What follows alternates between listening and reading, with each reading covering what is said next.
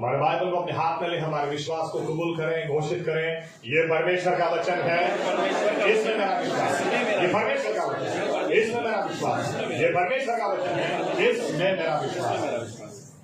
आइए कुछ आयत पढ़ना चाहते हैं। सबसे पहला लूका 21:33, लूक 21:43।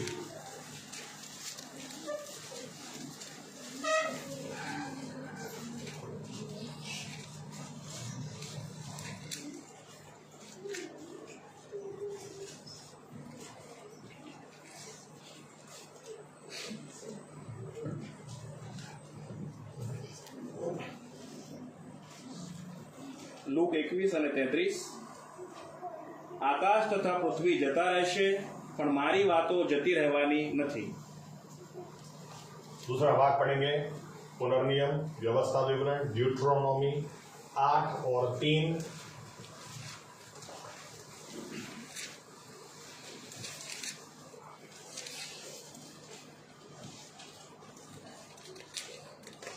પુનર્નિયમ 8 અને 3।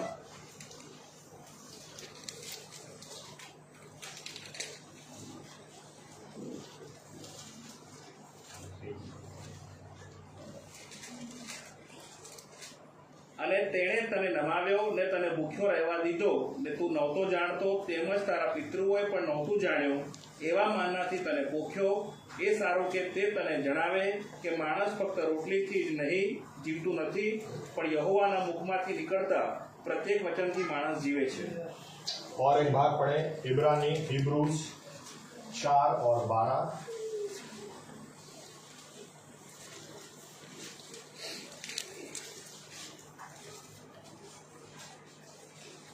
હેબ્રુ 4 અને 12। કેમ કે દેવનો શબ્દ જીવન સમર્થ તથા બેધારી તલવાર કરતા પણ વિશેષ તીક્ષ્ણ છે। તે જીવ તથા આત્માને અને સાંધા તથા મજ્જાને જુદા પાડે એટલે સુધી વિંધનારો છે અને હૃદયના વિચારોને તથા ભાવનાઓને પારખનાર છે। और एक आखिरी भाग अभी के लिए पढ़े, बाकी आयत काफी पढ़नी है। दूसरा तिमोथी 3 और 16। दूसरा तिमोथी 3 और 16।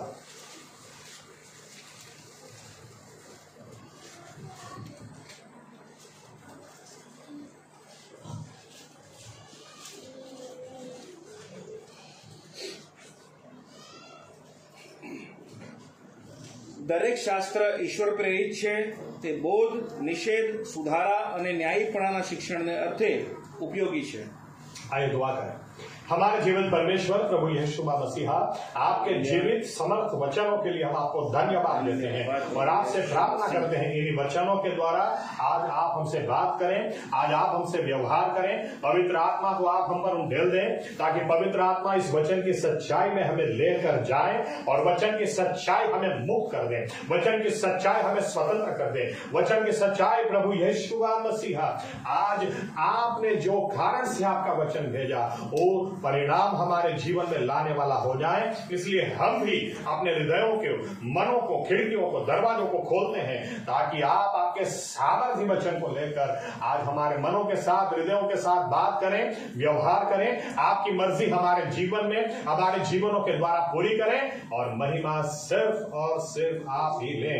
हमें ज्ञान, बुद्धि, समझ और प्रकटीकरण की आत्मा दें और प्रभु यीशु आप आज हमसे बात करें ताकि प्रभु यीशु मसीहा आज हम किसी इंसान की नहीं लेकिन आपकी आवाज सुनने पाए और आपकी आवाज सुनकर आपके जैसे होते चले जाएं।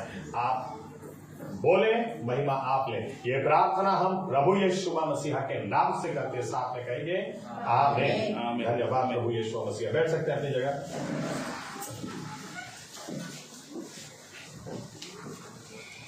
आगे बढ़े उसके पहले लास्ट संदेश जो हमने देखा सुना था वहां से ही हम आगे बढ़ेंगे। उसके लिए आइए पढ़ते हैं लूक 16 आखिरी 2 आयत 30-31।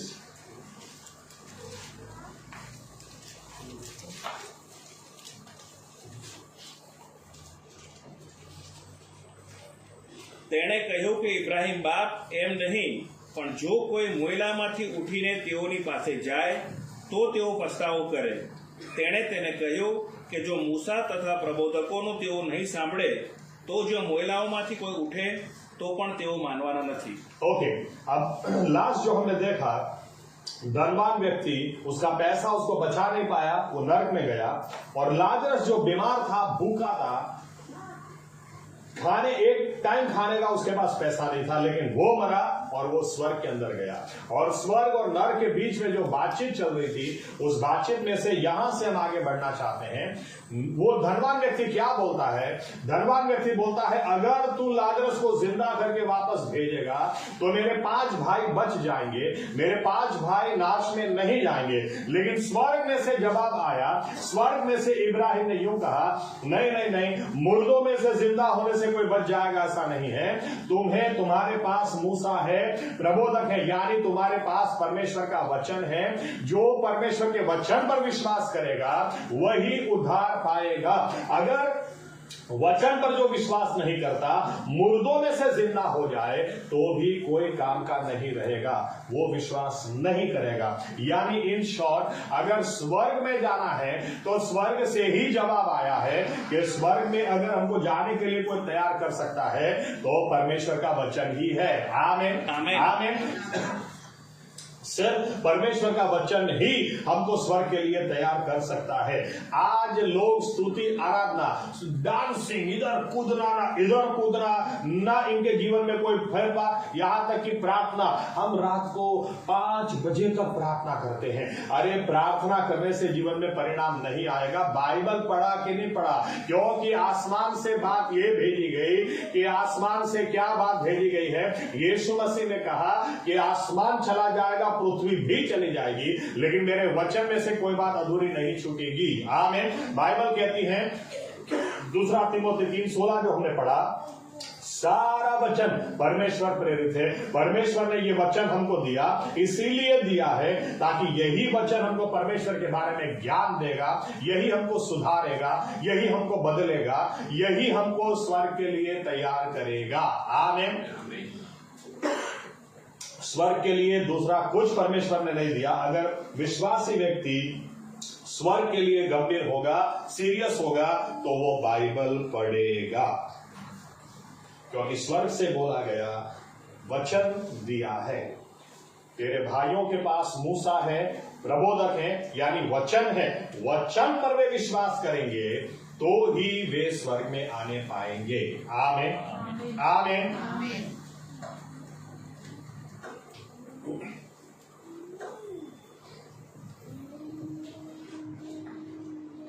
दूसरी तरह से देखें तो वचन ही हमारा खाना है। अगर खाना आप नहीं खाओगे, अब खाना ही नहीं खाओगे तो शरीर कैसे आपका काम करेगा? अगर आपने 2-3 दिन तक खाना नहीं खाया तो आप एक पैर को रख के दूसरा पैर सीधा रख ही नहीं पाओगे, क्योंकि शरीर में ताकत ही नहीं रहेगी। आज विश्वासियों के साथ यही है। 20 साल हो गए, 20 साल के बाद भी वो बाइबल पढ़ते नहीं है। बाइबल आज, चलो पौलुस के शब्दों में पढ़े, इब्रानी, ओके, पहले पढ़ो, पहला कोरिन्थी 3 और 2, पहला कोरिन्थी 3 और 2।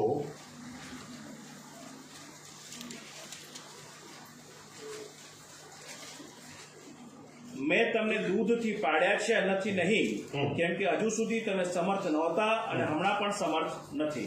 देखो पौलुस क्या बोलता है, पहले भी दूध पिलाया, आज भी तुम दूध के ही लायक हो। दूसरा भाग भी पढ़ते हैं। थोड़े वर्षों के बाद पौलुस क्या लिखता है? इब्रानी 5, हिब्रूस 5वां अध्याय 12, 13 और 14।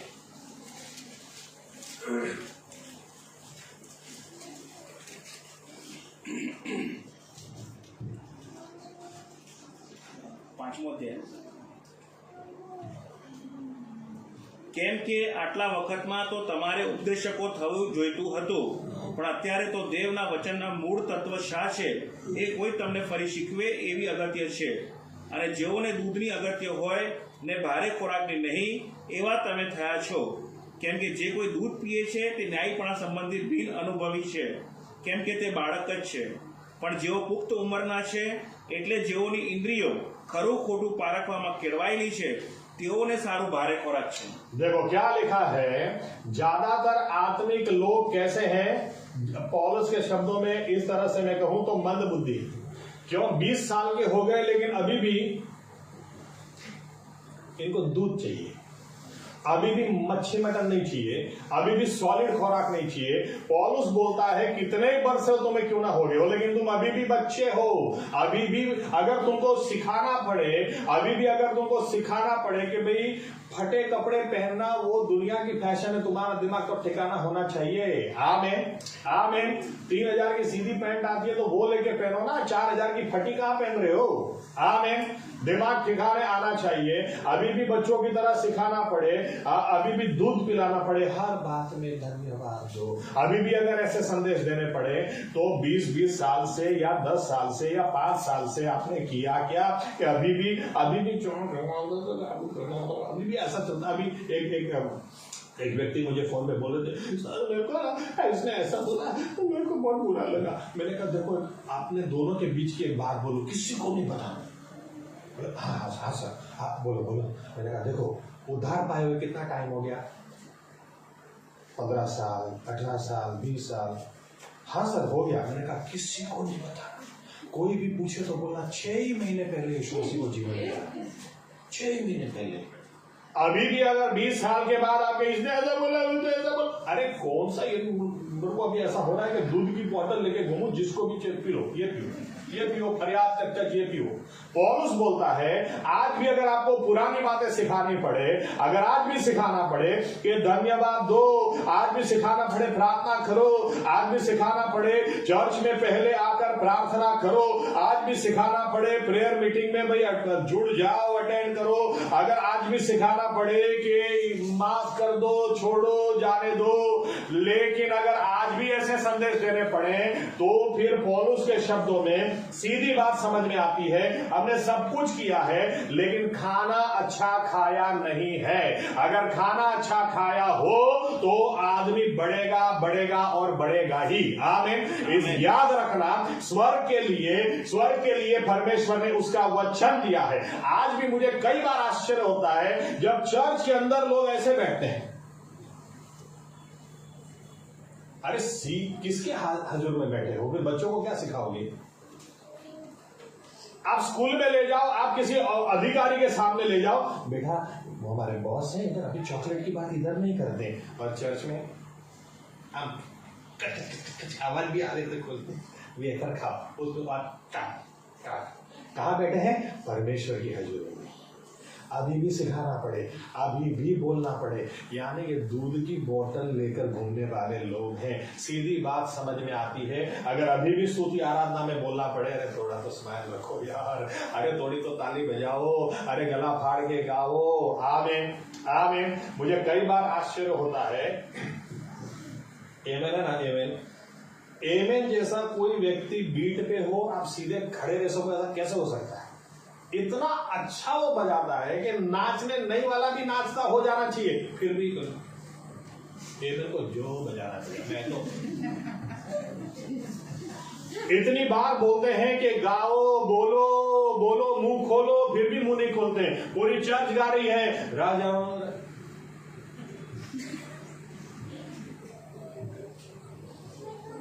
कितने गीत में ये ग्रेसी और ये बच्चे जो बैठे हैं, मैंने देखा कि तीनों जन एक दूसरे को देखकर ऐसे ऐसे डांस करने की कोशिश कर रहे थे, गा नहीं रहे थे।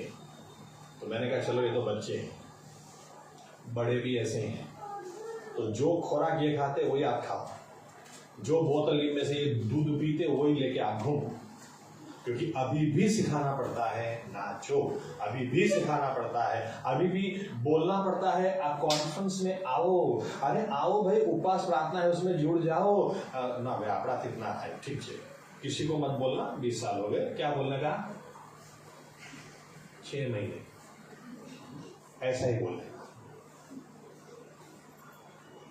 सीधा हिसाब है पौलुस बोलता है अभी तक आपको प्रचारक हो जाना चाहिए, अभी तक तो आपको उपदेशक हो जाना चाहिए, अभी तो आपको दूसरों को काउंसलिंग करते हो जाना चाहिए, अभी तो आप दूसरों के लिए प्रार्थना करो, गवाही बड़ी बड़ी खड़ी करते हो जाना चाहिए। और अभी भी अगर आपको बेसिक बातें अगर सिखानी पड़े तो कौन सा बाइबल पढ़ते हैं आप? सीधा हिसाब है, आप कितना ही बोलो मैं बहुत प्रार्थना करता हूं, मैं बहुत प्रार्थना करता हूं, फिर रो रो के प्रार्थना। अरे बाइबल पढ़ के कभी रोना आया कि नहीं? स्वर्ग के लिए आपको वचन दिया गया है, इस स्वर्ग में से बोला गया अगर तेरे भाइयों को स्वर्ग में आना है तो वचन दिया है, उनको बोलना, वचन पढ़े, वचन पर विश्वास करे तो ही वे स्वर्ग में आएंगे। बाकी मुर्दों में से कोई जिंदा हो जाएगा तो आ जाएंगे, ऐसा नहीं माना। आमीन आमीन। बाइबल पढ़ा के नहीं, आपने बाइबल अगर अच्छा नहीं पढ़ा इसीलिए अभी तक आप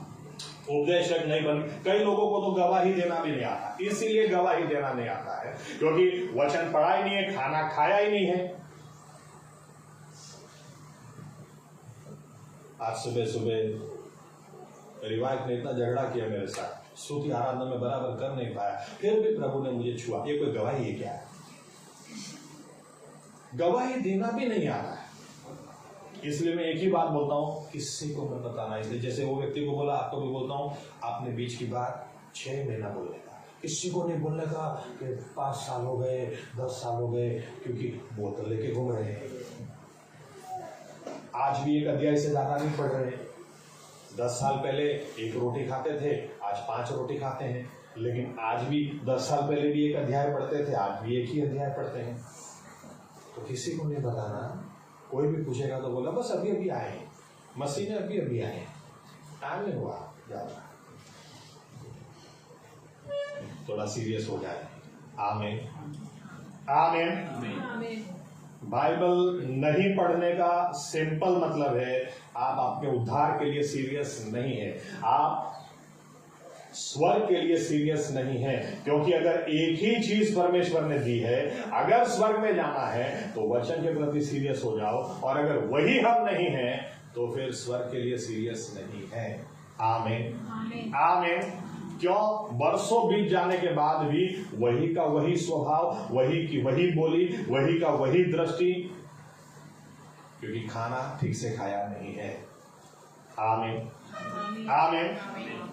बच्चा छोटा का छोटा रह जाए ना तो हमको इतना टेंशन बढ़ जाता है, मेरे बच्चे की हाइट क्यों नहीं बढ़ रही है, अरे वेट क्यों नहीं बढ़ रहा है, अरे 10 साल के बाद भी अभी उतना बच्चा है। तो आत्मिक जीवन में भी होना चाहिए ना। पौलुस बोलता है अभी तक आप प्रचारक हो जाने चाहिए, अभी तक आप दूसरों को अगुवाई देने वाले हो जाने चाहिए, अभी तक आप यहाँ थे, पहले यहाँ थे, फिर यहाँ, फिर यहाँ, फिर यहाँ, अभी क्या वहीं के वहीं है। इसका मतलब खाना ठीक से खाया नहीं है। खाना खाओ। आमीन। बाइबल नहीं समझ में आती है ये तो बोलना ही मत। कई लोग मेरे पास बहुत अच्छा माना है, पास्टर साहब समझ में नहीं आता, ठीक है, इसके लिए भी आपके पास वही बोतल है, क्योंकि 10 साल पहले भी आपको समझ में नहीं आता था, 5 साल पहले भी नहीं आता था, आज 10 साल के बाद भी नहीं आता है। अभी तक तो उपदेशक हो जाने चाहिए, अभी तक दूसरों को सिखाने वाले हो जाने चाहिए। समझ में नहीं आता है क्योंकि समझना नहीं है।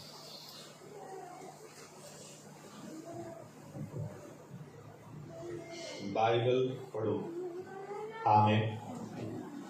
क्योंकि यही परमेश्वर ने दिया। अगर स्वर्ग में जाना है तो स्वर्ग से बात भेजी गई है, यही है।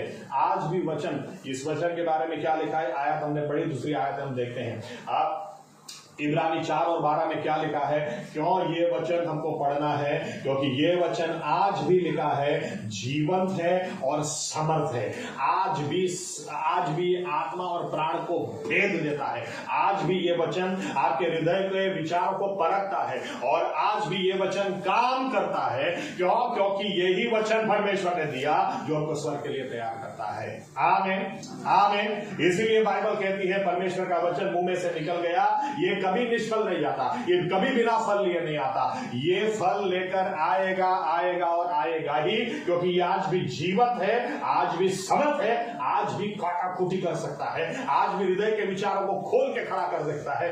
आज भी अगर स्वर्ग के लिए कोई आपको तैयार करेगा तो याद रखना, कोई पास्टर नहीं करेगा, कोई बिशप नहीं करेगा, कोई पोप नहीं करेगा, लेकिन सिर्फ परमेश्वर का वचन परमेश्वर के वचन के लिए सीरियस हो जाए। आमीन। बाइबल कहती है, कुछ आयत पढ़ेंगे कुछ नहीं भी पढ़ेंगे, लेकिन आपको मैंने बोला है लिखने का रखो। बाइबल कहती है ये संसार अंधेरे से भरपूर है और अगर इसमें उजियाला है तो वो परमेश्वर का वचन है। भजन संहिता 109 और 105 में लिखा, तेरा वचन 119 और 105 में लिखा, तेरा वचन ही मेरे पैरों के लिए दिया स्वरूप है, तेरा वचन ही मेरे मार्ग के लिए उजियाला है। यीशु मसीह ने इसलिए यूहन्ना 3 में कहा, जो कोई भी मेरे पीछे आएगा कभी भी अंधेरे में नहीं चलेगा। क्यों? क्योंकि परमेश्वर का वचन हमको उजियाला देता है। आमीन। परमेश्वर का वचन हमको सबक देता है, बुद्धि देता है। आइए पढ़ते हैं और एक बात भजन संहिता 119 में ही, भजन संहिता 119 9 और 11।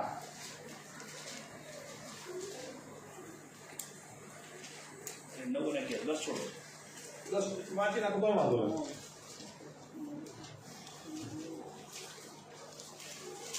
ગીત શાસ્ત્ર 119 9 10 11।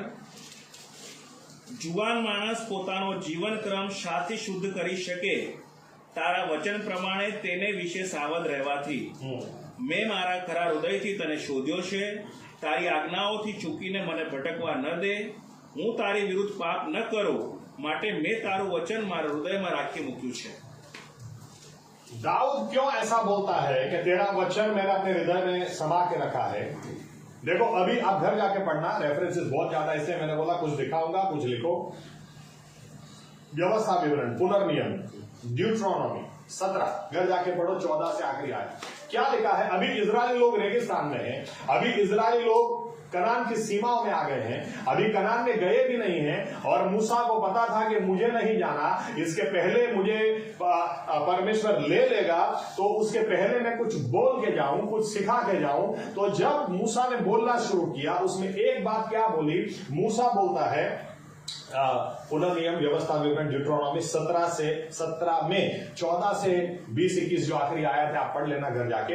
ऐसा लिखा है, परमेश्वर यूं बोलता है वहां पर कि जब तुम जाओगे कनान में, जब तुम सेटल होगे और भविष्य में तुम्हारे बीच में राजा आएंगे। देखो हमारा परमेश्वर पहले से जानता है। आमीन। अभी तो ये लोग कनान में गए भी नहीं, क्योंकि कनान में जाने के बाद काफी सालों तक न्यायियों का समय, जजेस न्यायाधीशों का समय, ये समय रहने वाला था।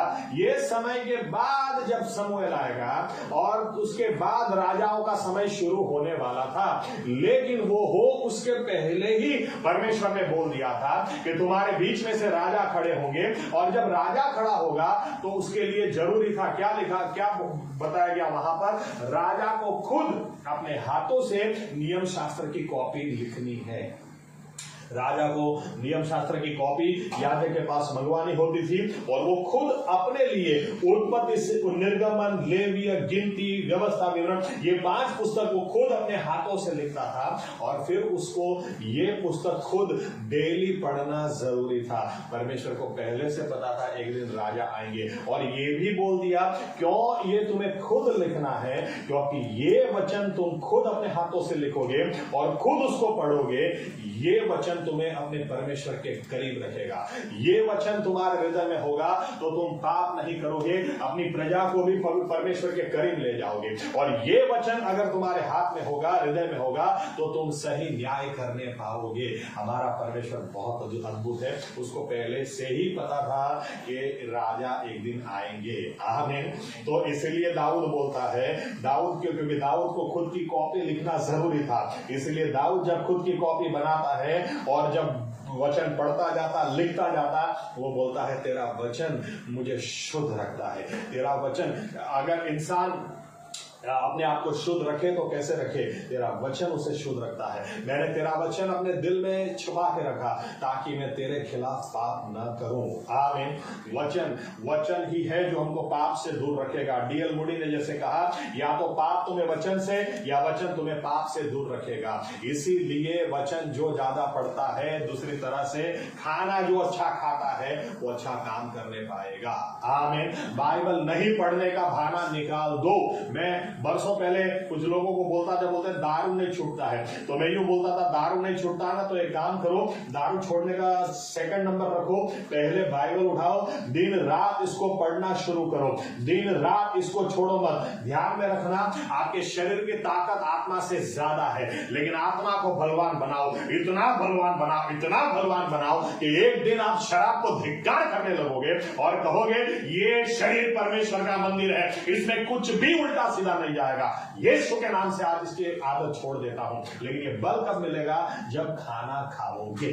आमीन आमीन आमीन। दिन में एक अध्याय पढ़ने से नहीं होगा, दिन में एक रोटी खाने से आप बड़े नहीं होगे। आमीन। खाना अच्छा खाओ, क्योंकि ये वचन आपको शुद्ध रखेगा, ये वचन आपको पवित्र रखेगा, यही वचन है जो आपको स्वर्ग के लिए तैयार करेगा। आमीन आमीन। और एक आया पढ़ो, यिर्मयाह 15:16, यिर्मयाह 15 उसका 16।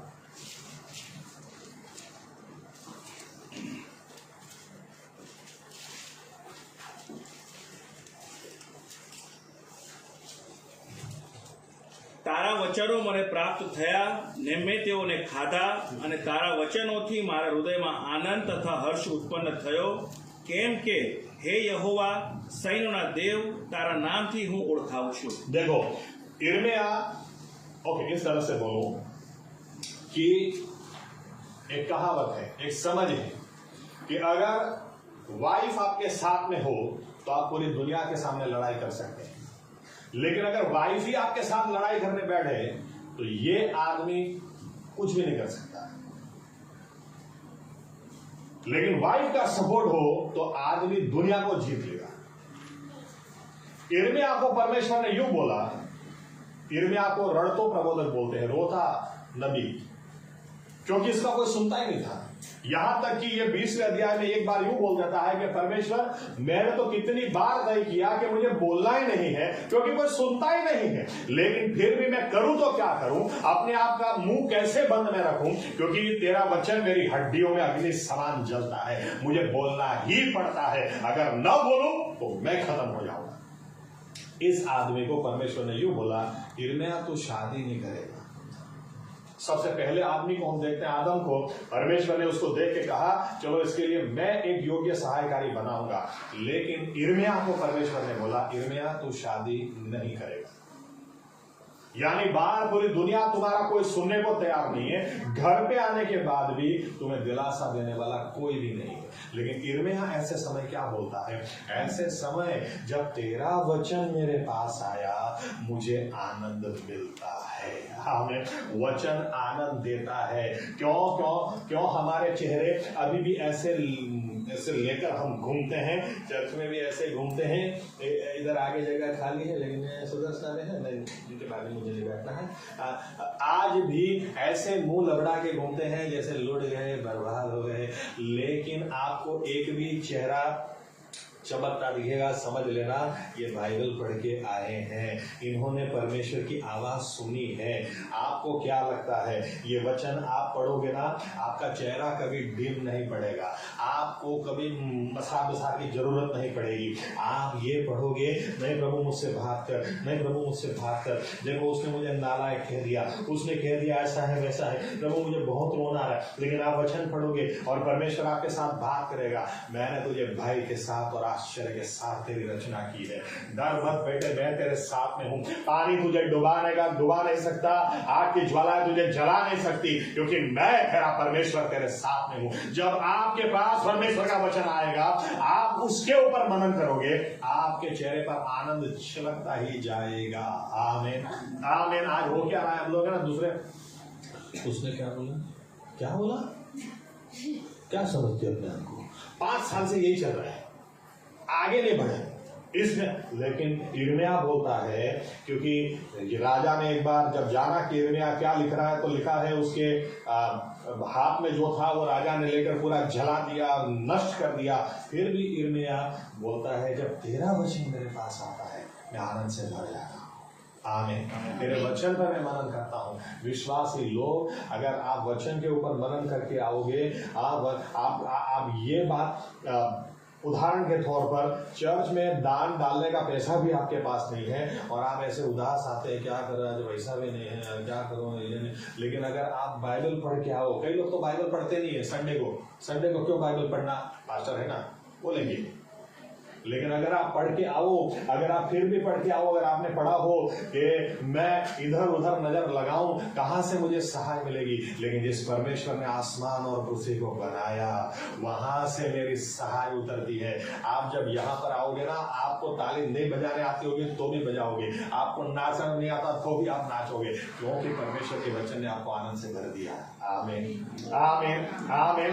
परमेश्वर का वचन दिन रात पढ़ो, आपके जीवन में आनंद की कभी नहीं होगी। आमीन। और एक बात इसी से जुड़ी हुई, चलो पढ़ो यूहन्ना 6:63, जॉन 6:63।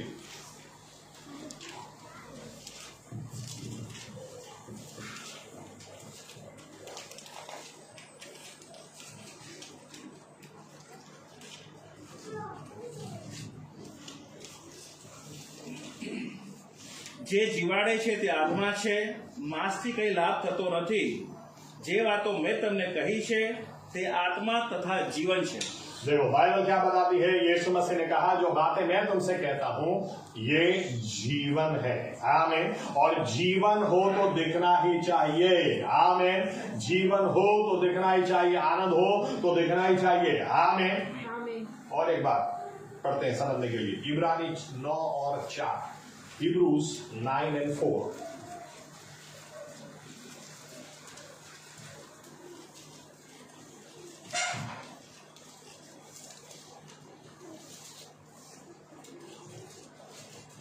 તેમાં સોનાનું ધૂપપાત્ર તથા ચારે તરફ સોનાથી મઢેલી કરારની પેટી હતી। એ પેટીમાં માનનાથી ભરેલું સોનાનું પાત્ર, હારૂનની કડી ફૂટેલી લાકડી તથા करारना शिलापाट હતા। ओके, अब परमेश्वर ने 40 साल तक इजरायली लोगों को मानना दिया, हर रोज सुबह ब्रेकफास्ट, और इनको समझ में नहीं आता था ये क्या है, इसलिए मानना का मतलब होता है आंसू थे, ये क्या है, एक दूसरे को पूछते थे, लेकिन खाते थे, उससे पेट भर जाता था। और उसकी खासियत थी कि मानना शाम तक नहीं चलेगा, शाम को दूसरा खाना मिलेगा, ये दूसरे दिन तक तो सड़ ही जाता था, दूसरे दिन दूसरा खुराक मिलेगा। लेकिन अगर शुक्रवार हो, शुक्रवार को डबल डोज परमेश्वर देते थे, ताकि शनिवार को वो नहीं देंगे तो शुक्रवार वाला सोमवार वाला मंगलवार को नहीं चलेगा, लेकिन शुक्रवार वाला शनिवार को चलेगा, और फिर संडे को वापस नया मिलता था। ये 40 साल इस तरह से परमेश्वर ने माना दिया। लेकिन मैक्सिमम अगर शुक्रवार को जो मिला वो भी 2 दिन उसकी एक्सपायरी डेट रहती थी, 2 दिन से ज्यादा कुछ नहीं चलता था। लेकिन ऐसा लिखा गया है, अहद का संदूक, गुजराती में बोलेंगे करार कोष, इंग्लिश में आर्क ऑफ कवेनेंट, उसके अंदर एक जार के अंदर एक बरनी जने कहिए, उसके अंदर माना को रख के अंदर रखा गया। ये माना कभी सड़ता ही नहीं था। आमीन। क्यों? क्योंकि इसके साथ परमेश्वर का वचन भी रखा गया था, शिला पाटियों लकीले लोग, और जहां परमेश्वर का वचन होता है वहां पर उसकी हाजिरी होती है। इसीलिए अहद के संदूक के ऊपर परमेश्वर का दयासन था, क्योंकि वचन नीचे रखा गया था। आमीन, आमीन। दूसरी तरह से आप कैसे भी क्यों ना हो, लेकिन अगर आप परमेश्वर की हजूरी में रहोगे, आप जीवन से भरपूर रहोगे, सड़न कभी आपको लगे नहीं सकती, क्योंकि जो मानना वो सड़ जाता था, वही मानना अगर परमेश्वर की उपस्थिति में रख दिया गया, जहां परमेश्वर का वचन है वहां पर वो नहीं सड़ेगा। कहने का मतलब ये है, विश्वासी लोग वो लाइवली होने चाहिए, वो जीवंत होने चाहिए, जीवन से भरपूर होने चाहिए। आप जीवन से भरपूर नहीं होगे तो दूसरे आपके पास कैसे आएंगे? लेकिन जब देखेंगे, इतना आनंद हमने कहीं नहीं देखा, इतनी खुशी कहीं नहीं देखी। अरे मैं मेरे दोस्त का उदाहरण देता हूं, जब मैंने उसको सुसमाचार दिया, वैसे तो मैं 2 उदाहरण दे सकता हूं, मेरे पापा का भी और मेरे, क्योंकि मेरे पापा तो क्या है कि मारामारी में एकदम एक्सपर्ट थे, वो कहानी किसी और दिन सुनेंगे। लेकिन पहले मार देने का, वो तो उनका ऐसा स्वभाव, पहले मार देने का फिर पूछने का क्या हुआ था, बस तुम्हारा नाम आया तो 2 दिया और 2 देने का। एनीवे, मेरे पापा भी हैं और मेरा एक दोस्त भी है। एक दिन मेरे पापा ने मुझसे क्या कहा, मैं गिटार बजा रहा था, गीत गा रहा था, और मेरे पापा ने मुझे एक शब्द बोला। हम लोग 4-5 साल बात भी नहीं कर रहे थे, क्योंकि ये चर्च में मैं आता था, उनको नहीं पसंद था। लेकिन उन्होंने मुझसे कहा कि मैं भी तुम्हारे जैसा होना चाहता हूँ, मुझे भी ऐसे हंसना है, मुझे भी ऐसे गाना है। मैं अपने जीवन से कंटाल गया हूँ। मेरा एक दोस्त है, वो मेरा दोस्त जब उसको सुसमाचार देता था तो मुझे बोलता था, नहीं भाई, मुझे ये प्रभु की बात नहीं, अपने साथ में घूमेंगे, खाएंगे, लेकिन अब मैं करूँ तो क्या करूँ, क्योंकि मेरे पास दूसरी कोई बात है ही नहीं। घूमा फिरा के वापस वही बात, घूमा फिरा के वापस वही बात। एक दिन वही दोस्त मुझे घर में बुलाकर क्या बोलता है, मुझे यीशु मसीह को जीवन देना है। मैं इतना खुश हो गया। मैंने कहा, जब यीशु मसीह ने तुझसे कुछ बात की, क्या कारण मुझे बता। तो बोलता है, एक ही कारण, मैंने इतनी खुशी कहीं नहीं देखी। तू जितना खुश रहता है ऐसा मैं भी खुश रहना चाहता हूँ, तू जितना आनंदित रहता है वैसा मैं भी आनंदित रहना चाहता हूँ। मैंने बोला, मैं क्या करूं, मुझे यीशु मसीह ने बंधन में था और छुड़ा दिया। मैं मर रहा था, मुझे जीवन से भर दिया। ये जीवन दिखना चाहिए। आमीन, आमीन। विश्वासी व्यक्ति गाड़ी में भी ऐसे जाता है जैसे मोहम्मद रफी के सभी दर्द भरे गाने उसके लिए ही बने। अब रास्ते में से कोई आपको देखेगा तो आपको देखकर कौन बोलेगा कि मुझे चर्च में ले जाओ, कि आप कहां जाते हैं मुझे भी जाओ, आपके स्माइल का क्या रहस्य, क्या पता। क्योंकि हम लोग तो ऐसे घूमते, कोई तो पूछेगा क्या प्रॉब्लम, मुझे बताना है। मेरा हस्बैंड कितना मारता है मुझे बताना है, कितना दारू पीता है 1.5 लीटर, वो मुझे बताना है।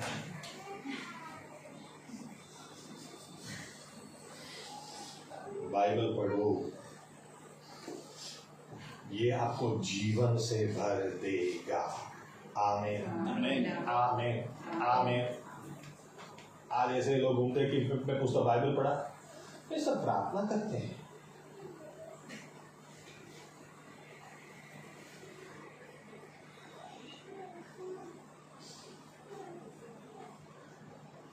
ये वचन को आप पढ़ोगे ना, आप जीवन से भरपूर रहोगे। मैं तो कई बार सोचने की कोशिश करता हूँ, ज़करिया 8वें अध्याय आखिरी आयत में क्यों ऐसा लिखा है, या क्या क्या माहौल होगा। ये बाइबल हमें बताती, एक यहूदी व्यक्ति सभा स्थान में जा रहा होगा, एक यहूदी व्यक्ति आराधना करने जा रहा होगा, और लिखा है 10 अलग अलग जाति के लोग उसके कपड़े को पकड़ लेंगे और बोलेंगे, हमें भी अपने साथ ले जा, क्योंकि हम जानते हैं परमेश्वर तेरे साथ है। हालेलुया। और हमें कोई पूछता ही नहीं है, क्योंकि हम लोग घर से भी निकलते हैं तो यार जाना पड़ेगा, नहीं तो पास्टर पूछेंगे क्यों नहीं आए चर्च में, चलो चलते हैं।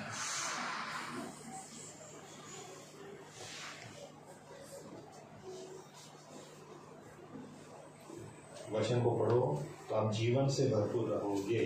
आमीन। और जीवन से भरपूर रहोगे। यीशु मसीह ने बोला, मेरे वचन आपको जीवन देने के लिए है। आमीन, आमीन।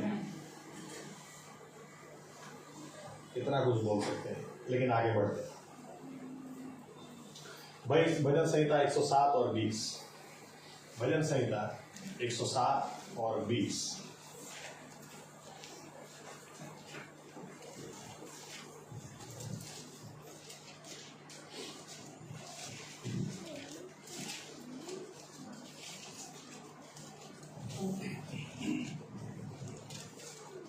તે પોતાનું વચન મોકલીને તેઓને ક્ષમા કરે છે અને દુર્દશામાંથી તેમને ઉગારે છે। ओके, ये 2 हिस्सों में इस वचन पर मैं बोलूंगा। पहला भाग, आप जब भी बाइबल उठाओ ना,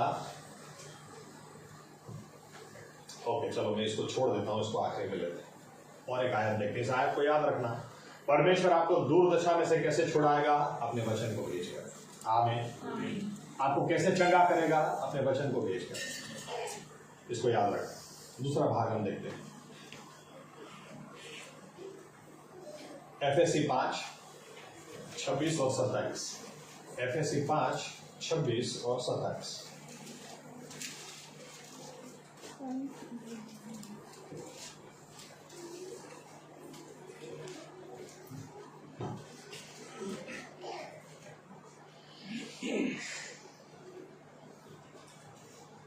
એ સારું કે વચન વડે જળ સ્નાનથી શુદ્ધ કરીને ખ્રિસ્ત મંડળીને પવિત્ર કરે, અને જેને ડાઘ, કરચલી કે એવું કંઈ ન હોય, પણ તે પવિત્ર તથા નિર્દોષ હોય એવી મંડળી તરીકે પોતાની આગળ મહિમાવંતી રજૂ કરે। ओके, दूसरी तरफ से देखने जाए तो क्या लिखा है, देखो सगाई हो गई, अगर आप उद्धार पाए हैं और अगर हमारे बीच में अभी भी कोई ऐसा है जिसे अपना जीवन यीशु मसीह को नहीं दिया तो दे देना। अगर आप क्रिश्चियन परिवार में पैदा हुए और आपको लगता है स्वर्ग आपका ही है, नहीं, बाइबल हमें स्पष्ट सिखाती है हर एक, कोई भी न्याय नहीं, कोई भी नहीं। आमीन। जरूरी है झुक जाए और कहें प्रभु यीशु मेरे गुनाह आप मुझे माफ करें, आपके खून से मुझे धो दें और मुझे आपका बेटा बेटी बनाएं, वो करेगा। आमीन। लेकिन यहां पर जो लिखा, सगाई हो गई लेकिन शादी के लिए अभी हम तैयार नहीं है। आप देखोगे कभी भी किसी की सगाई होती है तो सगाई के दिन का फोटो देखो, शादी के दिन का फोटो देखो, आपको पता चल जाएगा यहां से यहां क्या जमीन आसमान का फर्क है। और वो फर्क लाने वाला बीच में कोई नहीं होता, ब्यूटी पार्लर होता है। और कई लोग तो क्या कराते हैं, एक शादी थी, 1 हफ्ता बाकी है, मैंने फोन किया कैसी तैयारी चल रही है, क्या है, इधर है, फोन लगा नहीं, फोन नहीं लग रहा, सर वो ब्यूटी पार्लर।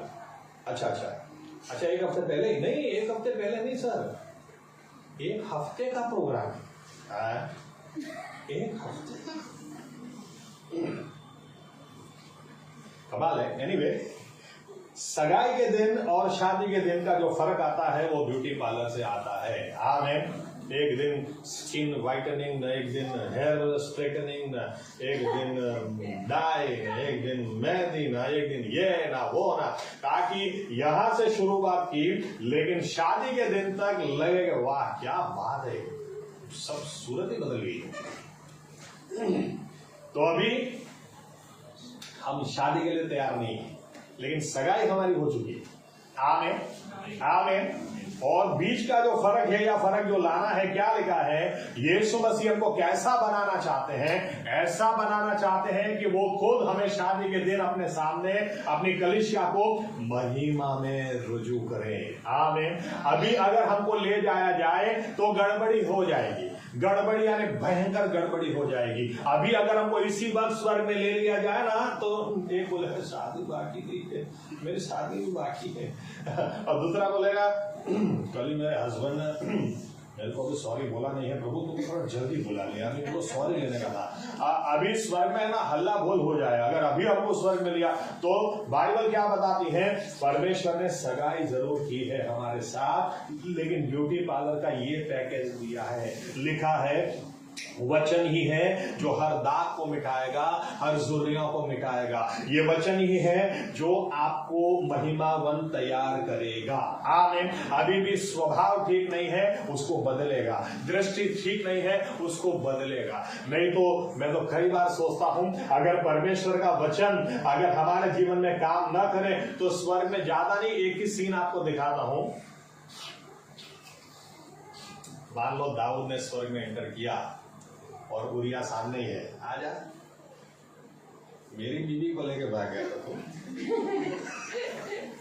क्या होगा, क्या होगा स्वर्ग में।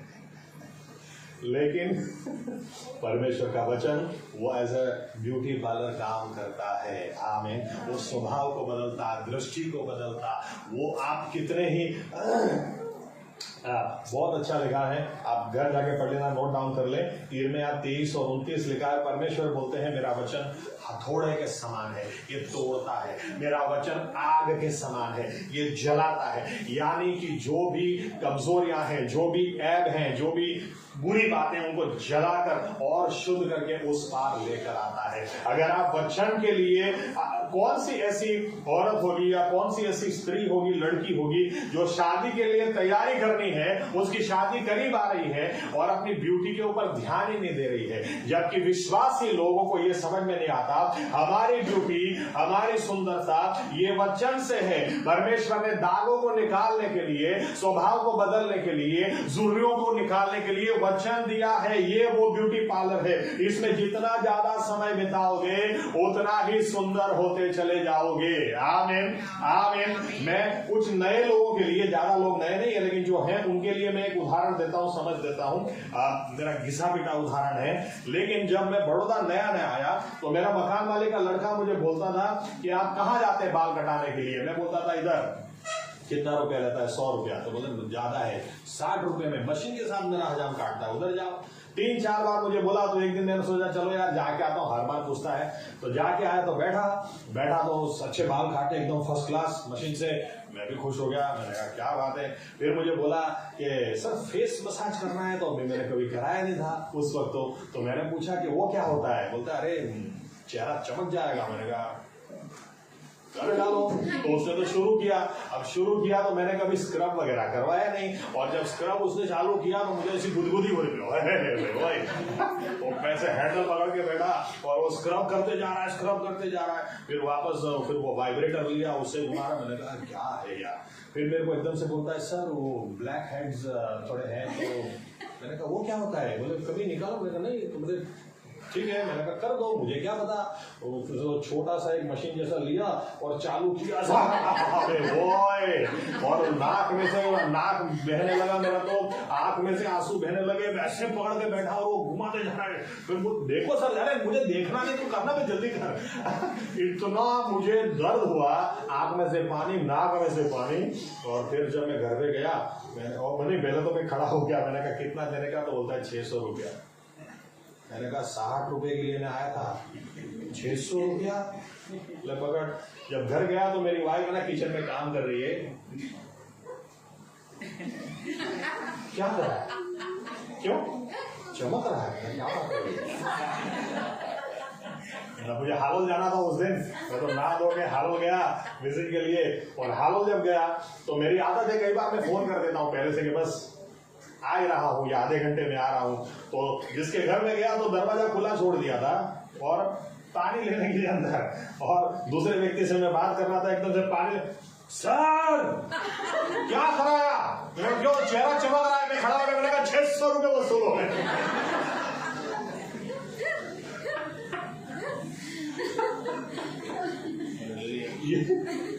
ये वचन है ना, ऐसे ही आपको स्क्रब भी करेगा, गुदगुदी भी करेगा, रुलाएगा भी, आपको ठपका भी देगा, आपको प्यार भी देगा, आपको सोटी भी मारेगा, लेकिन आपको खूबसूरत बनाएगा। आमीन आमीन। यही वचन परमेश्वर ने दिया। ये वचन ही हमको स्वर्ग के लिए तैयार करेगा। कोई हमें अधूराई न रहे, कोई हमें कमजोरी न रहे, कोई हम जैसे आज हैं वैसे शादी के दिन न रहे। इसके लिए परमेश्वर ने उसका वचन दिया है। आमीन। बहाना मत निकालो, बाइबल नहीं पढ़ने का बहाना मत निकालो, पढ़ने का बहाना ढूंढो, क्योंकि ये वो ब्यूटी पार्लर है जो आपको स्वर्ग के लिए तैयार करता है। आमीन आमीन। और एक पॉइंट पढ़ते हैं, लूका 4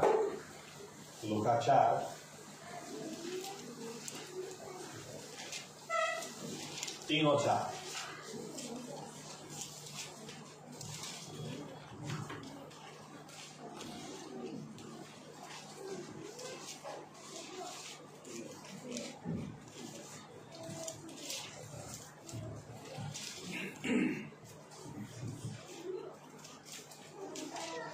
શેતાને તેને કહ્યું કે જો તું દેવનો દીકરો હોય તો આ પથ્થરને આજ્ઞા કર કે તે રોટલો થાય. ઈશુએ તેને ઉત્તર આપ્યો કે એમ લખેલું છે કે માણસ એકલી રોટલીથી નહીં જીવશે. 40 दिन का उपवास यीशु मसीह ने किया, और यीशु मसीह ने जब उपवास किया तो आप देखें यहां पर शैतान परीक्षा करने के लिए आया. शैतान, देखो आप कभी भी प्रश्न नहीं पूछना क्यों शैतान मेरे पीछे पड़ा है, शैतान मुझे छोड़ता ही क्यों नहीं. मुझे कई लोगों को बोलना पड़ता आपको दिल की गहराई से चाहता है, इसलिए आपको छोड़ता ही नहीं है. देखो यीशु मसीह को कितना चाहता था वो, कि आप जिसको चाहते ना उसका पीछे पीछे तू जा जहां मैं चलूंगा. आमीन. यीशु मसीह बपतिस्मा लेके रेगिस्तान में गए तो पीछे पीछे उधर भी पहुंच गया. ये रेगिस्तान में भी नहीं छोड़ता. कभी भी प्रश्न मत पूछना क्यों शैतान मेरे पीछे पड़ा है. आपको ये प्रश्न नहीं पूछना है, आपको ये सोचना है कि शैतान तो पीछे पड़ेगा ही, उसका सामना मैं कैसे करूं. आमीन. यीशु मसीह को जाकर बोलता है कि तू पत्थर को कह दे रोटी हो जाए. यीशु मसीह ने जवाब में क्या कहा, अपने बाप को सिखाएगा. तो अपने बाप को सिखाएगा, मैं तेरा उत्पन्न करता हूं तो मुझे सिखाएगा. आज कई लोग ऐसे बोलते हैं, किसको सिखा रहा बे. यीशु मसीह ने ऐसा नहीं बोला. यीशु मसीह ने क्या बोला, लिखा हुआ है कि प्रभु यीशु ने वचन का इस्तेमाल किया. शैतान के सामने वचन का इस्तेमाल किया और बोला लिखा हुआ है कि इंसान सिर्फ रोटी से नहीं लेकिन जो शब्द परमेश्वर के मुंह से निकलता उससे जिएगा। आमीन आमीन। शैतान ने फिर आगे लिखा है, शैतान ने मंदिर की टोच के ऊपर ले गया, वहां से कहा कूद जा, तू ऊपर से कूद जा, लिखा हुआ है कि दूत तुझे संभाल लेंगे, एक पत्थर भी तुझे छूने नहीं पाएगा। ले हम और आप होते तो आया प्रभु और सही में प्रभु के पास और वहां जाकर फिर पूछे क्यों प्रभु तूने मुझे बचाया नहीं। एक खड्डे में कूदते हैं। मैं इसलिए कई बार कहता हूं, देखो बाइबल यूं कहती है कोई आपको जहर दे तो आप पियो तो नहीं। आमीन। कोई दे तो कुछ नहीं होगा। आमीन। लेकिन आप खुद पियोगे तो गए। यीशु मसीह ने क्या बोला? उस वक्त भी वचन का इस्तेमाल किया और बोला लिखा हुआ है कि तू अपने परमेश्वर की परीक्षा नहीं करेगा। आमीन। ये सारी दुनिया की महिमा दिखाई, सारी दुनिया की महिमा दिखाकर क्या बोलता है शैतान कि अगर तू झुक जाएगा मेरे आगे तो मैं सब कुछ तुझे दूंगा। यीशु मसीह ने उस वक्त भी यूं नहीं कहा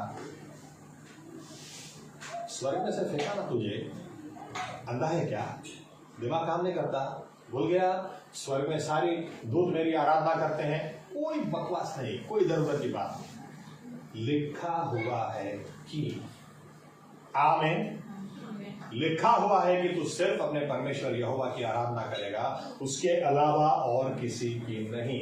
यीशु मसीह बाइबल को इस्तेमाल करते हैं, ये बात हमको सिखाती है आत्मिक जीवन में जो लड़ाई हमको लड़नी है वो वचन को लेकर ही लड़नी है। आमीन। देखो ये हमको समझ में आता है, जब एक दूसरे के साथ लड़ाई करनी होती है तो समझ में, आपने बोला था मेरी बर्थडे के दिन नया मोबाइल दे, आपने बोला था मेरे को दिला, आपने बोला था मेरे को, आपने बोला, ये याद आ जाता है। लेकिन उत्पत्ति 1 और 3 के अंदर क्या लिखा वो देखना पड़ेगा, वो याद नहीं। लेकिन यीशु मसीह को याद था। इस बात से हमको पता चलता है आत्मिक जीवन में। ओके पढ़ो तो लूक 4 और 12 क्या लिखा है।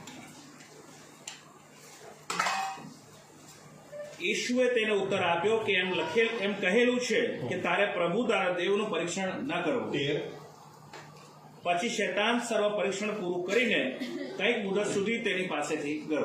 लिखा है जब यीशु मसीह ने वचन का बार बार इस्तेमाल किया तो शैतान छोड़कर भाग गया। आमीन। शैतान चला गया। आप वचन को इस्तेमाल करो, आप वचन को इस्तेमाल करोगे आत्मिक जीवन में लड़ाई करने में, ये वचन आपको विजय देगा। ये वचन आपको स्वर्ग के लिए तैयार भी करेगा। ये वचन आपको बदलेगा, दागों को निकालेगा, जुर्रियों को निकालेगा। लेकिन यही वचन शैतान को भी आपके जीवन से दूर भगाएगा। आमीन आमीन। आत्मिक लड़ाई में कुछ और काम नहीं आएगा, ये वचन आपको काम में आएगा। घर जाकर पढ़ लेना, भजन संहिता 19 और 7 में लिखा ये वचन हमको बुद्धि देता है, ये वचन विजडम देता है। यानी वचन आप जितना ज्यादा पढ़ोगे उतना बुद्धि से भी आप भरते चले जाओगे। आमीन। मैं आखिरी पॉइंट पर आता हूं, उसके लिए पढ़ते हैं नहम्याह 8वां अध्याय। नहम्याह 8वां अध्याय पहली और दूसरी आयत पढ़ें।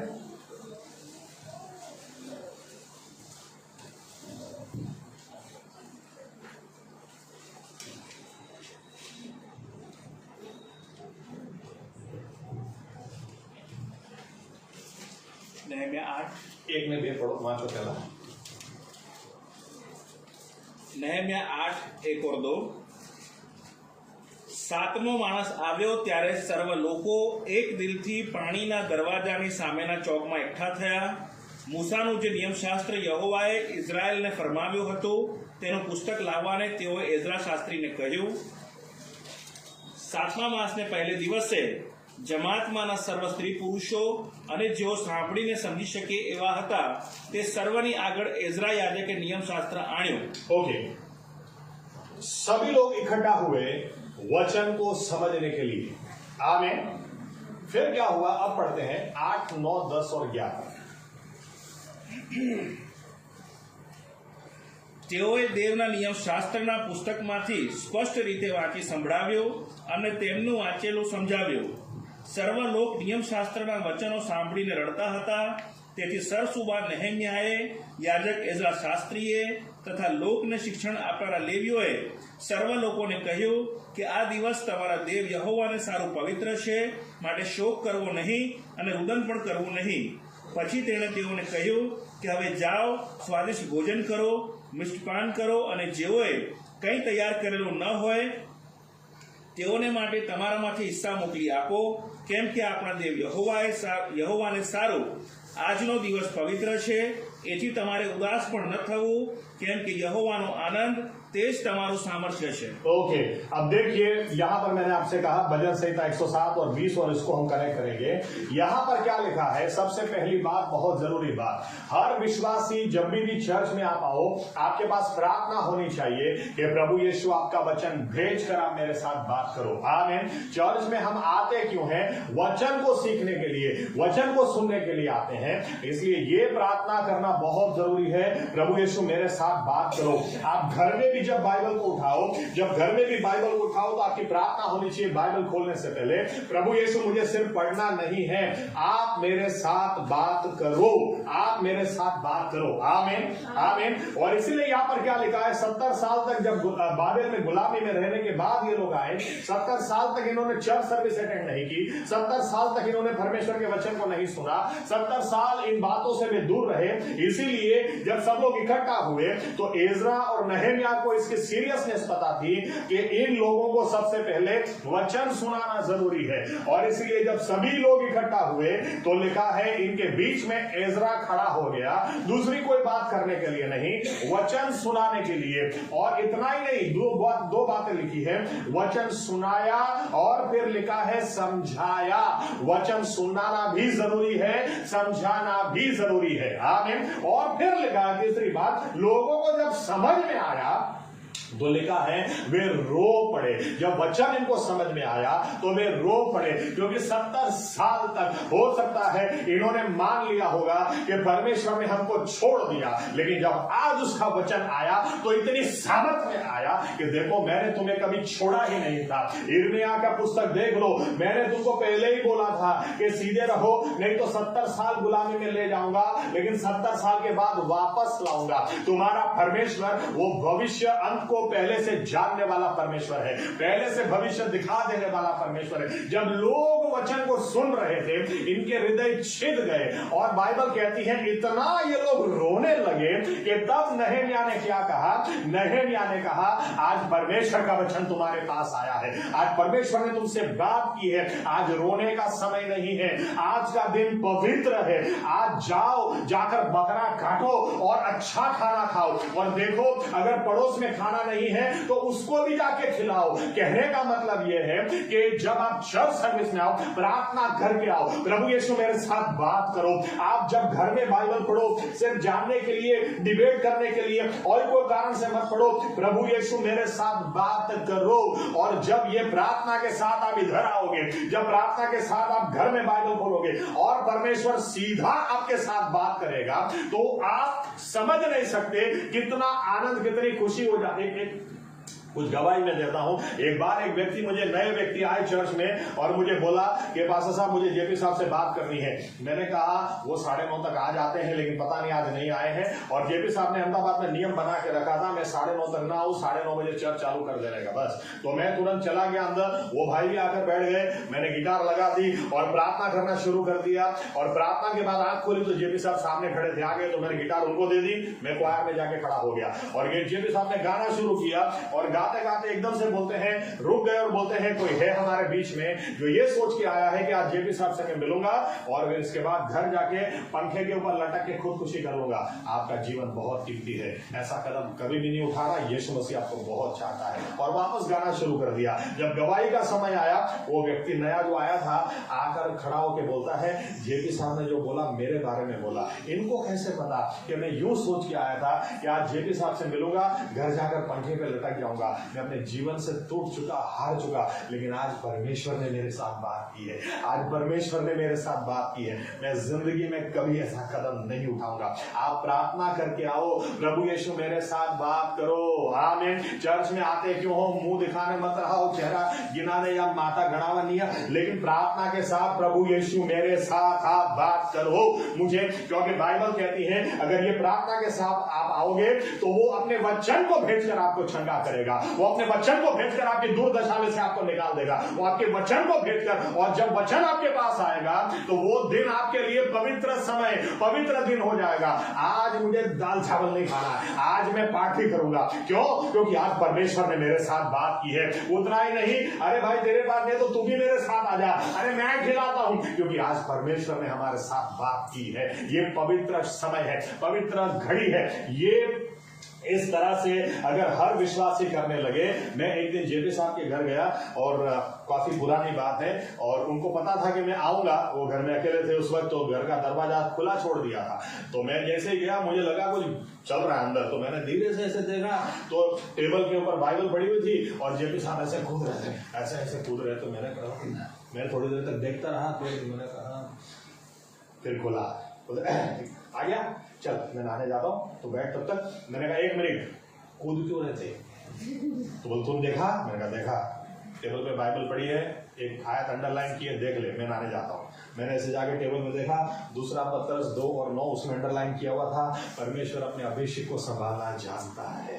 ये आयत पढ़कर वे कूद रहे थे कि आज परमेश्वर ने मेरे साथ बात की है। लोग जितना भी आक्षेप लगाना लगा ले, जो जितना भी नाम खराब करने का कर ले, लेकिन परमेश्वर का जो अभिषेक है, परमेश्वर उसको संभालना जानता है, वो उसको छुड़ाना जानता है। क्यों? क्योंकि आपने सिर्फ बाइबल को पढ़ा नहीं है, आपके साथ परमेश्वर ने बात की है, और जब आपके साथ बात हो, यही पवित्र समय है, यही पवित्र घड़ी है, उस दिन पार्टी होनी चाहिए। इस तरह से आप चर्च में आओ, सिर्फ टाइम पास करने के लिए नहीं, लेकिन आपके पूरी हफ्ते प्रार्थना हो, प्रभु यीशु मेरे साथ बात करना, प्रभु यीशु मेरे साथ बात करना, और जब परमेश्वर की आवाज आपके पास आए, ये आपके लिए पवित्र समय, पवित्र घड़ी हो जाएगी। आमीन। घर में भी आप बाइबल से पढ़ने के लिए मत पढ़ो, आप समझ लो ये ब्यूटी पार्लर का समय है। आपको मैं मेरे हजाम की बात बताता हूँ, उसने मुझे कई बार क्या बोला, यार एक बार थोड़ा टाइम निकाल के आओ, अपने फेशियल करेंगे। मैंने कहा कितना टाइम जाएगा ये बताओ? बोलता है 2.5-3 घंटा। मैंने कहा इतना टाइम नहीं है अपने पास, लेकिन मैं इतना समझता हूँ जो लोग कराते हैं वो 2 घंटे, 2.5 घंटे, 3 घंटे, 4 घंटे आराम से बैठे रहते, फिर जब देखते तो लगता है। लेकिन बाइबल का जो ब्यूटी पार्लर है, इनको ऐसे काम चाहिए। बीच में एक व्यक्ति मुझे बोलते हैं, सर अंकित सागवान को आपने सुना है? मैंने कहा सुना ना, सुना है, उनकी गवाही भी मैं जानता हूँ। सर वो मैंने बात सीखी उनके साथ। मैंने कहा क्या? बाइबल की आयत है ना, जो जो उसे बोलनी चाहिए। मैंने कहा 1 मिनट, बोतल होती तो देता। आपने चर्च में कब से हैं? उधर नहीं देखा, उधर नहीं सुना कि बाइबल की आयत हमको बोलनी भी है, मुंह जबानी भी करनी है। चलो कोई बात नहीं, अंकित सागवान के लिए धन्यवाद प्रभु यीशु। मैं तो फिर यूं बोला, अंकित सागवान के लिए प्रभु यीशु बहुत बहुत धन्यवाद, क्योंकि हमारे हाथ में अभी तक दूध ही पी रहे थे, अभी मांस अंकित सागवान के द्वारा मांस बटा तो खाएंगे। लेकिन मैं आपको गारंटी के साथ बोलता हूँ, इसके बाद अंकुर नारोला आएगा, इसके बाद कोई बजेंद्र सिंह थे अभी गए, तो दूसरा कोई आएगा, लेकिन ये दूध की बोतल नहीं छोड़ेंगे।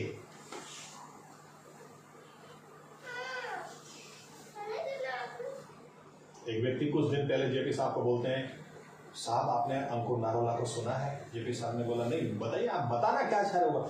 अरे साहब हमको अभी पता चला कि दशांश क्यों देना चाहिए। जेपी साहब ने बोला प्रेज द लॉर्ड, हमने 20 साल सिखाया, आपको पता नहीं चला। विदेश से सेवक आके सिखा के गए, आपको पता नहीं चला। अब अंकुर नारोला के द्वारा चला। अंकुर नारोला के प्रभु यीशु को धन्यवाद। फिर जेपी साहब मुझे बोलते हैं, इस बात को 6 महीने हो गए, अभी तक एक भी बार नहीं दी।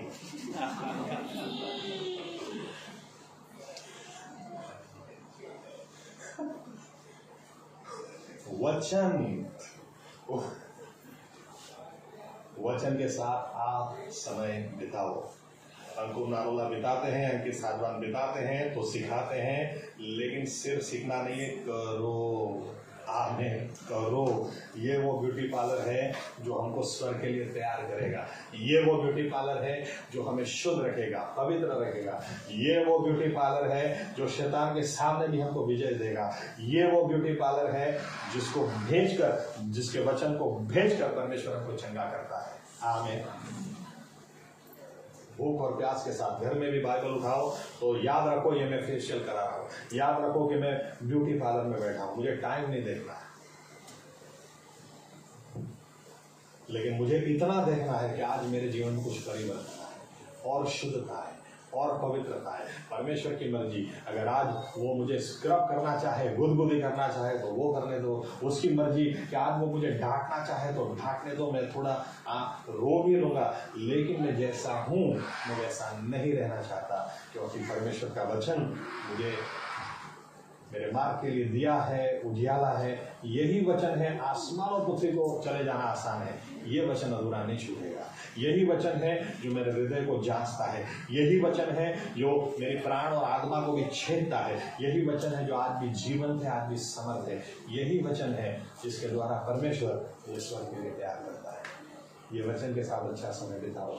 आमीन। स्वर्ग में से बोला गया, मुर्दों में से जिंदा होने की जरूरत नहीं है। वचन जो उनके पास है उसको वे अगर पढ़ेंगे और उसके ऊपर मनन करेंगे, उसको जीवन में उतारेंगे, तो वे लाजरस की तरह स्वर्ग में आएंगे। आमीन। आइए अपनी जगह खड़े हो जाए।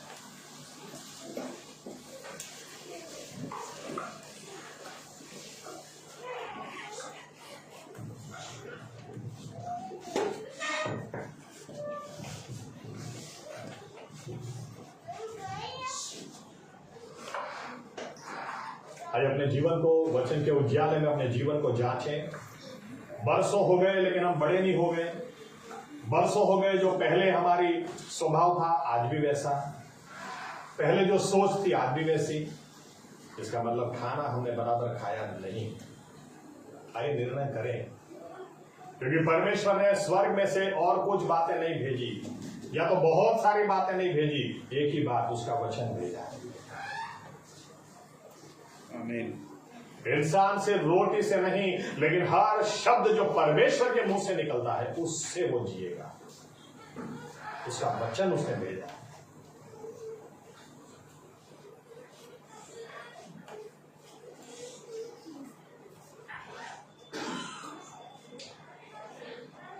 अभी तक उपदेशक हो जाना चाहिए, अभी तक प्रचारक हो जाना चाहिए, अभी तक इतनी ज्ञान बुद्धि समझ से भरकर दूसरों को मसीह में मजबूत करने वाला हो जाना चाहिए। लेकिन पौलुस बोलता है अभी भी तुम दूध पीते हो, क्योंकि अभी भी बच्चे ही हो। ऐसा हमारे किसी के बारे में कहा न जाए। आइए हम निर्णय करें, आज से बाइबल हम ज्यादा पढ़ेंगे, क्योंकि ये सिर्फ बाइबल नहीं है, हमारा आत्मिक खुराक है। ये वो खुराक है जो हमें स्वर्ग के लिए तैयार करता है। ये वो खुराक है जो हमें आनंद देता है। ये वो खुराक है जो हमें जीवन से भरपूर करता है। ये वो खुराक है जो हमें पाप से बचाए रखता है। ये वो खुराक है जो शैतान को कुचलने में हमारी मदद करता है, हमें विजयवंत बनाता है। प्रभु यीशु मसीहा घर में हो, कलीसिया में हो, किसी बाइबल स्टडी में हम जाएं, लेकिन जहां कहीं भी आपका वचन खोला जाए, आज के बाद हमारी यही प्रार्थना होगी, आप बोलो, क्योंकि मैं आपको सुनना चाहता हूं। आप मेरे साथ बात करो। और आप क्या करोगे? भजन संहिता 107 और 20 के मुताबिक आपके वचन को भेजकर आप हमें चंगा कर दो। आपके वचन को भेजकर आप हमारी दुर्दशा में से हमें बाहर निकाल दो। आपके वचन को भेजकर जब आप हमसे बात करोगे, वही दिन, वही क्षण, वही घड़ी हमारे लिए पवित्र घड़ी हो जाएगी। पवित्र समय हो जाएगा। हम अच्छा खाना खाएंगे, हम आनंद करेंगे और दूसरों के साथ भी शेयर करेंगे। आज का दिन मेरे लिए पवित्र है, आज का दिन मेरे लिए बहुत बड़ा है, क्योंकि आज परमेश्वर ने मेरे साथ बात की। प्रभु यीशु ऐसा चेंज हम सभी के जीवन में आए, ऐसा अनुग्रह आप हम पर होने दें, ऐसी हमारी प्रार्थना और विनती। और ये परिवर्तन जब लोग हमारे जीवन में देखें तो वे भी प्रभु यीशु हमें कहने लगे, हम आपके साथ आना चाहते हैं, क्योंकि हम जानते हैं कि परमेश्वर आपके साथ है। ऐसी गवाही हमारी भी हो और महिमा सिर्फ और सिर्फ आपको मिले। ये प्रार्थना हम प्रभु यीशु मसीहा के नाम से करते हैं, साथ में कहेंगे आमीन।